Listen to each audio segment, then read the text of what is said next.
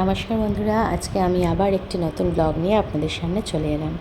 আজকের ব্লগে প্রথমে একটু নেচার ফটো, তারপরে বাবা যে চলে গেছিলো না, গিয়ে দেখছে বাড়িতে দেখুন কুমড়ো হয়েছে কি সুন্দর আমাদের কাছে।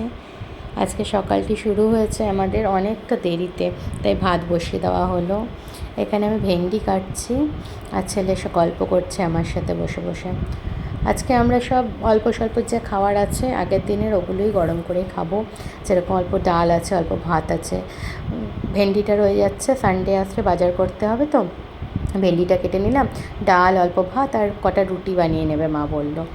এর মধ্যেই আওয়াজ আসলো যে গাড়ি এসে গেছে নোংরা নেওয়ার জন্য। আমি বেরিয়ে গেলাম নোংরা দেওয়ার জন্য। নোংরা দিয়ে এসে হাত পা ধুয়ে আবার নিত্য পদ্ধতি যেটা আমাদের, সেটা হচ্ছে ঘর পরিষ্কার করা। ঘর পরিষ্কার করতে শুরু করে দিলাম, কিচেন থেকে স্টার্ট করে দিলাম। সুন্দর করে ঘর ঝাড় দিয়ে পরিষ্কার করে দেবো, কারণ বুঝতেই পারছেন ঘর পরিষ্কার না হলে কোনোটাই ভালো লাগে না। সকাল সকাল করে নিয়ে স্নান টান করে নিয়ে ফ্রেশ হয়ে যাওয়াটা সবচেয়ে বড় জিনিস।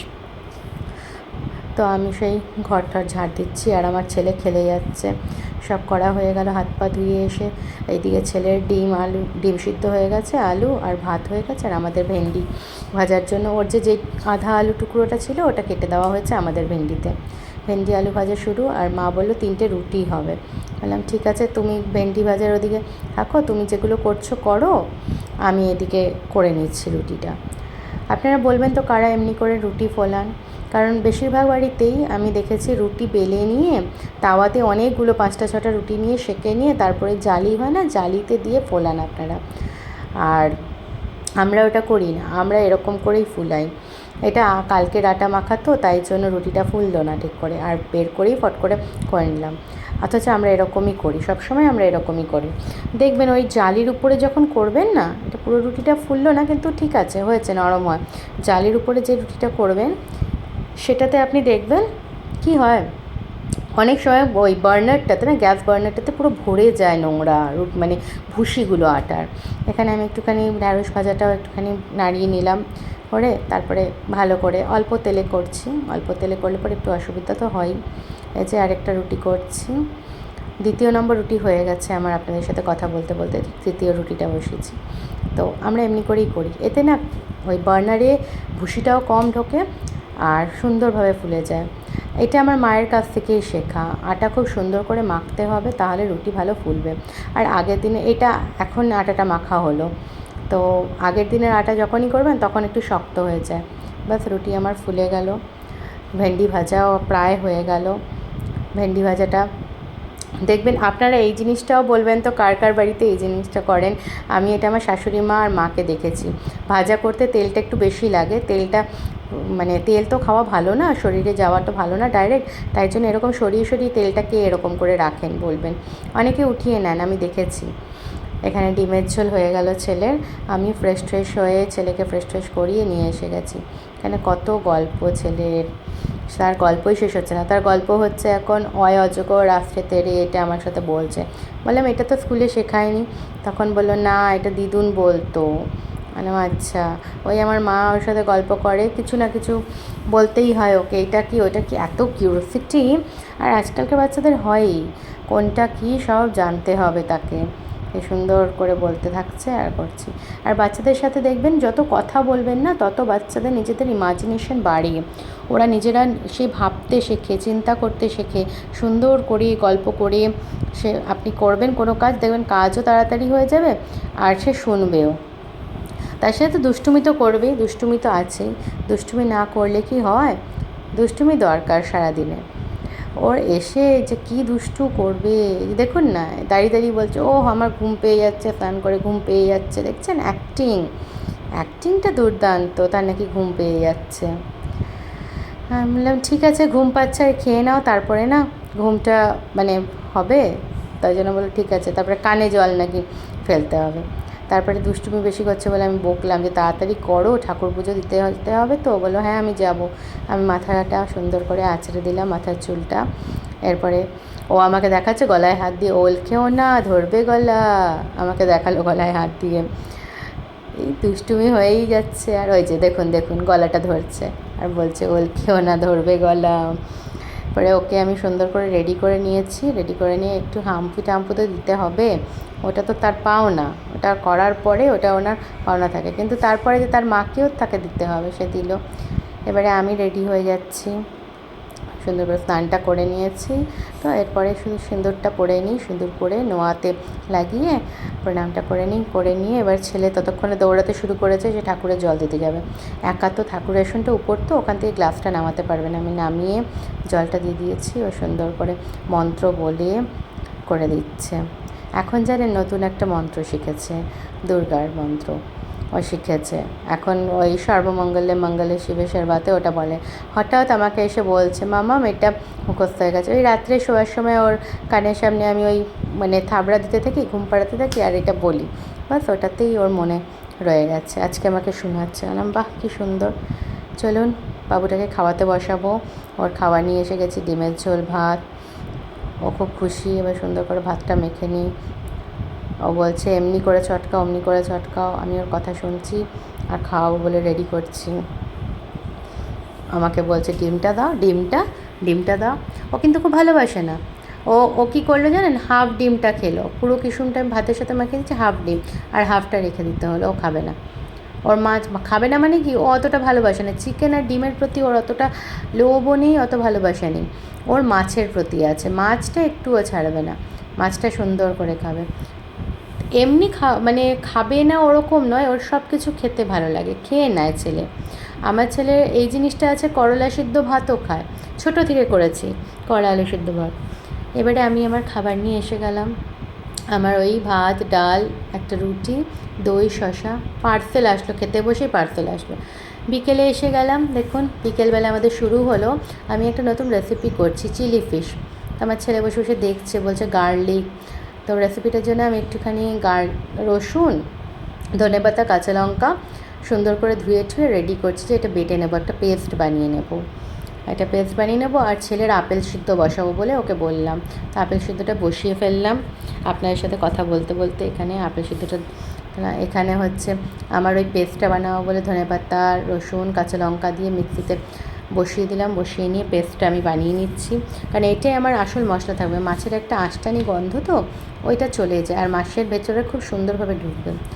এটা না আপনারা ভেটকি মাছ দিয়ে করবেন, খুব ভালো হয়। আমার কাছে ভেটকি মাছ ছিল না, আমার কাছে ওই যে পাঙ্গাস ট্যাংরা ছিল, যেটা রসা বানিয়েছিলাম, ওটারই কিছু পিসেস ছিল। ওটাকেই আমি একটুখানি ছোটো ছোটো করে কেটে নিলাম, কেটে নিয়ে এটা দিয়ে আমি করবো চিলি ফিশ। তো আমি আজকে বলছি, কিন্তু হয়েছিল খুব ভালো। পুরো রেসিপিটা আমি এখানে মানে আপনাদের দিতে পারিনি, দেখাতে পারিনি, কারণ একা হাতে আপনাদের ভিডিও করছি আমি, আর তার সাথে এটা মানে কি বলবো, রান্নাটাও করছি, একটু অসুবিধা হয়ে যায় একা হাতে করতে করতে। তো পরের বার যখন করবো, আমি ভেটকি মাছ এনে করবো, তো আমি রেসিপিটা আপনাদের সাথে অবশ্যই শেয়ার করব। এখানে ভিনেগার দিয়ে দিলাম, গোলমরিচের গুঁড়ো দিচ্ছি, তারপর নুন দেব, দিয়ে এটা মাখিয়ে আধা ঘন্টা থেকে 1 ঘন্টা রাখবেন। রেখে তারপরে কিন্তু পেস্টটা অ্যাড করবেন, তাহলে কি ভিনেগারটা না ওর ওই আঁশটানি গন্ধটাকে বার করে দেবে। আঁশটানি গন্ধটা বেরিয়ে গেলে পরে খুব সুবিধা হবে। আমি এখানে আপেল সিদ্ধটা হয়েছে কিনা দেখে নিলাম, ছুরি দিয়ে দেখলাম যে হ্যাঁ আপেলটা সিদ্ধ হয়ে গেছে, কারণ খুব তাড়াতাড়ি আজকে উঠে গেছিলাম, ছেলে তারপরে খাবে, তাই জন্য রেডি করে দেখুন গ্যাসটা আগে বন্ধ করে ওপর থেকে বন্ধ করে দিলাম নিচের উপরে। কেন বলুন তো, ছোটো বাচ্চা ঘরে আছে, তো যখনই রান্না করি না আমরা এই নিচেরটা বন্ধ করে দিই। আগে কী হতো, নিচেরটা বন্ধ করতাম না, ওপরেরটা বন্ধ করতাম, রাত্রে একেবারে বন্ধ করতাম, কিন্তু এখন ছেলেটার জন্য বন্ধ করি। ওর সব জায়গায় হাত যায়, কখন হয়তো অন করে দিলেও খুব অসুবিধা হবে। আমি নুনটাও দিয়ে দিলাম। এবার এটা সুন্দর করে মাখিয়ে নেব, মাখিয়ে নিয়ে কিছুক্ষণের জন্য এটা রেখে দেব। আবার পরে ওইটার যে পেস্টটা বানিয়েছি সে পেস্টটা এসে দেবো, আর সুন্দর করে মাখাবো। খেয়ে দেখবেন এটা খুব সুন্দর লাগে। আপনারা এটা না এরকম সেম জিনিসটা করে যেটা দেখাচ্ছি, ফিশের চপ বা আপনারা ফিশ ফিঙ্গার টাইপের বানাতে পারেন, বা কাটলেটও বানাতে পারেন। তখন এই পিসগুলো আরেকটু বড় বড় রাখবেন, পাতলা পাতলা আর একটু বড় বড় রাখবেন। ফিরে আসলাম, আবার ফিরে এসে ওই 1 ঘন্টা পরে আমি ফিরে আসলাম। 1 ঘন্টা আমি রেখেছিলাম এটা। 1 ঘন্টা পরে ফিরে এসে আমি এটাকে অ্যাড করে দিচ্ছি। ওই যে পেস্টটা বানিয়েছিলাম, রসুন, কাঁচা লঙ্কা আর ধনেপাতা, ওটার মধ্যে অ্যাড করে ভালো করে মাখিয়ে নিচ্ছি। সুন্দর করে মাখিয়ে নেবেন, আর এটা মাখিয়েও আপনাকে অনেকক্ষণ রাখতে হবে। আর নুনটা না আমি একটু বুঝে দিয়েছিলাম, একটু বেশি পরিমাণে দিয়েছিলাম, যাতে মাছের ভেতরে ঢোকে। তার উপরে আবার যে জিনিসটা দেবো সেটাও যাতে মেয়ে November. December. Very good. 7 days of a week. বলো তো কি হয়? Sunday, Monday, Tuesday, Wednesday, Thursday, Friday, Saturday. Very good বেটা। ছেলের পড়াশোনা হয়ে গেল, এখন খাওয়াতে এসে গেছি আপেল সিদ্ধ। তখন ও খেলছে, ওর ফ্রুটস ক্লাসিফিকেশন নিয়ে কালার ক্লাসিফিকেশন করবে। ফ্রুটসের ভেতরে যেরকম মানে ওর রঙটা, ওই রঙ অনুযায়ী কালারগুলো ক্লাসিফাই করে টং দিয়ে নিজের টঙ্কের সাহায্যে ওগুলোকে আলাদা করে রাখবে। এর আগেও একদিন ব্লগে দেখিয়েছিলাম।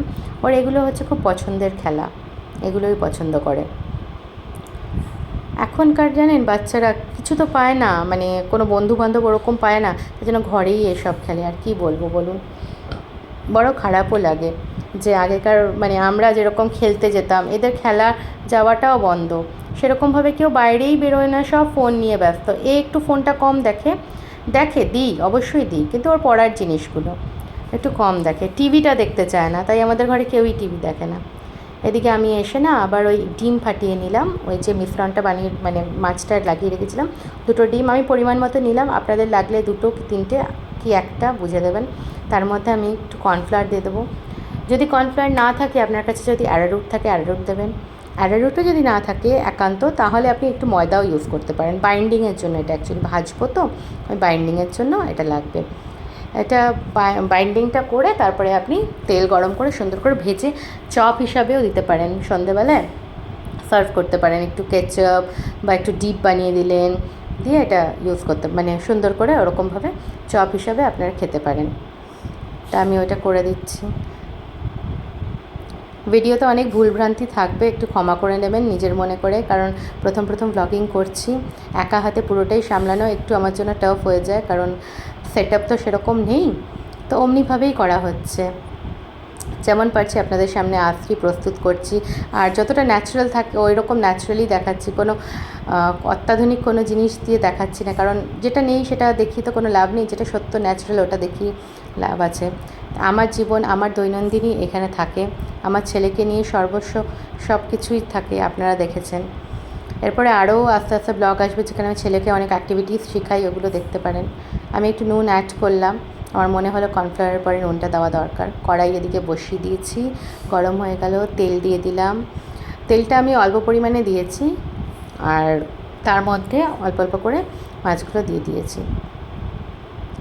অনেক কটাই দিয়েছি, কারণ অল্প তেলটা একটা একটা ভাজলে কম হয়ে যাবে। সব কটা দিয়ে দিয়েছি, হালকা হালকা ভাজা হয়েছে, তো উঠিয়ে রেখেছি। প্রায় শেষ, রান্নাও শেষ, দেখাতে পারলাম না, পরের দিন দেখাবো। গুড নাইট, শুভরাত্রি, ভালো থাকবেন, সুস্থ থাকবেন। আবার একটি নতুন ব্লগ নিয়ে পরের দিন আপনাদের সামনে আসবো।